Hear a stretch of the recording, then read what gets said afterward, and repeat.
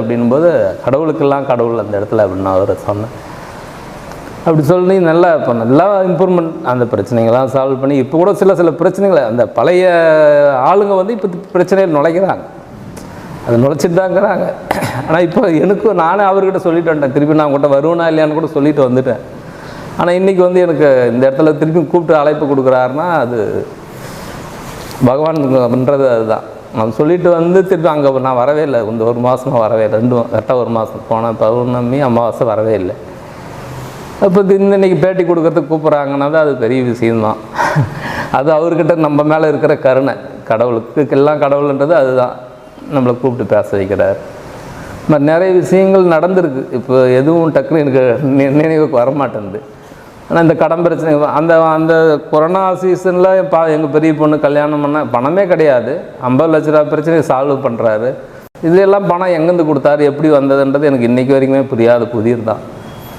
அப்படி பண்ணிவிட்டு அப்புறம் இந்த ஐயாட்ட சொல்லிட்டு வந்தேன், ஐயா அண்ணன் விட்டுட்டு வந்துட்டார், அடுத்த சிங்கிள் திருப்பி வந்து என்னை கூட்டின்னு போகும்போது ஐயாட்ட அங்கே சொல்கிறேன், என்னை விட்டுட்டு வந்துட்டார், எனக்கு ஒரு வாகனம் வாங்கி கொடுத்தீங்கன்னா நான் யாரையும் 4 பேர் கூப்பிட்டு வரேன் அப்படின்னு சொல்லி சொன்னேன். இந்த பாப்பா கல்யாணத்துக்கு சீட்டு எடுத்த பணம் என் கைக்கே கொடுக்கல, ஆனால் வேறு பணம் கொடுத்து எல்லாம் முடிஞ்சது. இந்த பணம் வர்ற ஸ்ரீராம் சீட்டில் நான் போய் சண்டை போடுறேன் அவங்கக்கிட்ட, அவங்க ஒரு டேட் கொடுத்துட்டு அந்த டேட்டில் எனக்கு பணம் வந்துடணும், இல்லைன்னா நல்லா இருக்குன்னு சண்டை போட்டு வரேன். அந்த டேட்டில் பணம் போடுறாங்க, இன்றைக்கி நைட் பணம் போடுறாங்க.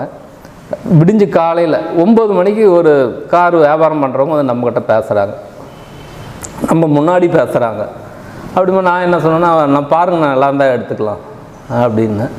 சரிப்பா அப்படின்னு சொல்லிட்டு போயிட்டாங்க. அன்றைக்கி நைட்டு கனவுல காட்டுறாங்க, பின்னாடிலாம் சீட்டெலாம் ஒதுக்கி ஓரம் கண்டிட்டா இந்த மாதிரி இருக்கும் வண்டின்னு சொல்லி நைட் கனவுல காட்டுறாரு. அது கனவுல காட்டினாருன்னு அவ்வளோதான் முடிஞ்சிடுச்சு. ஆனால் போய் வண்டி எடுத்துகிட்டு வந்து கிருஷ்ணகிரியில் நிறுத்திட்டு அந்த வண்டி சேல்ஸ்மேன் வந்து காட்டுறாரு, இந்த சீட்டெல்லாம் ஒதுக்கி பார்த்தா பின்னாடி காலியாக இருக்குது. அப்போ அவர் காட்டின வண்டி அதுதான் அப்படின்னு அந்த ஒரு பெரிய சந்தோஷம். அந்த மாதிரி அதுக்கப்புறம் இப்போ சில பிரச்சனைகள் இருக்குது, அது ஏன் பண்ணுறாருன்னு எனக்கு தெரியல. ஆனால் எந்த அளவுக்கு பிரச்சனை வெளியே கொடுக்குறாரோ அந்த அளவுக்கு என்னை உள்ளே கொண்டு போய் சேர்த்திருக்கிறாரு, உள்ளவே கொண்டு போய் சேர்த்திக்கினார். வெளியே பிரச்சனை கொடுத்து அவர் பக்கத்தில் என்னை சேர்த்திருக்கிறாரு.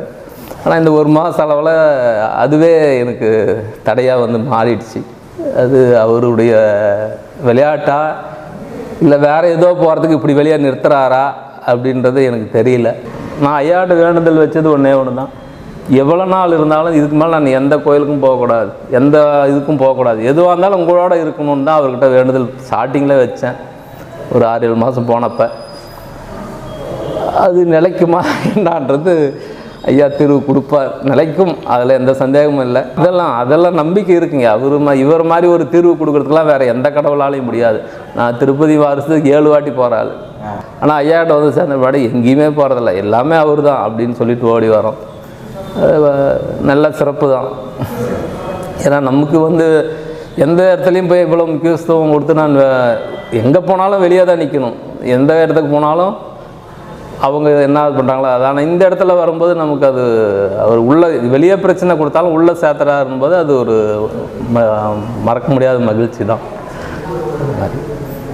அதே மாதிரி கனவுல நான் ஒரு வாட்டி வருத்தப்பட்டு கேட்டேன் ஐயாட்ட, இவ்வளோ இதாக இருக்குங்களா ஐயா, நேரில் நீங்கள் இருக்கும்போது என்னை நேரில் ஒரு வாட்டி பார்க்குறதுக்கு எனக்கு ஒரு அழைப்பு கொடுத்துருக்கலாமே அப்படின்னு சொல்லி ஒரு வாட்டி கேட்டேன்.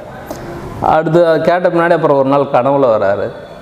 கனவுல வந்து நான் போகிறேன் அவர் இருக்கிற இடத்துக்கு, இங்கே அவர் வரல, கனவுல நான் அவர் இருக்கிற அங்கே தோட்டத்தில் இருக்கிற மாதிரி போகிறேன். தோட்டத்தில் போனால் வாடா அப்படின்றாரு, கை நீட்ட சொல்கிறாரு, கை நீட்டுறேன், இந்த விரலில் மட்டும் அப்படி தொடுறாரு. தொட்டுட்டு சிக்கன் சாப்பிட்டியாடா அப்படின்னு கேட்குறாரு. நமக்கு ஆணும் சொல்ல வரல, ஊனும் சொல்ல வரல, ஏன்னா இவர் சாப்பிடுவாரான்றது நமக்கே தெரியாது. சரிடா அப்படி போய் உட்காரான்றார், உட்கார வச்சார். அது அவர் உட்கார வச்சாருன்னு நான் வேற ஒருத்தர் சொல்லும்போது பரவாயில்லப்பா உன்னை உட்கார வச்சுருக்காரு, அது சந்தோஷப்பட வேண்டிய விஷயம்தான் அப்படின்னு சொல்லி சொன்னார். அந்த வருத்தப்பட்டு கேட்டதுக்கு அடுத்து நம்ம கையில் தொடுற அளவுக்கு அவர் நம்மளை கூப்பிட்டு பக்கம் சேர்க்குறாரு. அது ஒரு மிகப்பெரிய சந்தோஷம். ஒவ்வொரு சந்தோஷமும் நம்ம போயிட்டு வந்தால் என்ன நடக்குதுன்னு இவர் காலி பண்ண தான் சொல்லுவார், கவனித்து பார்க்கணும்பா அப்படின்னு.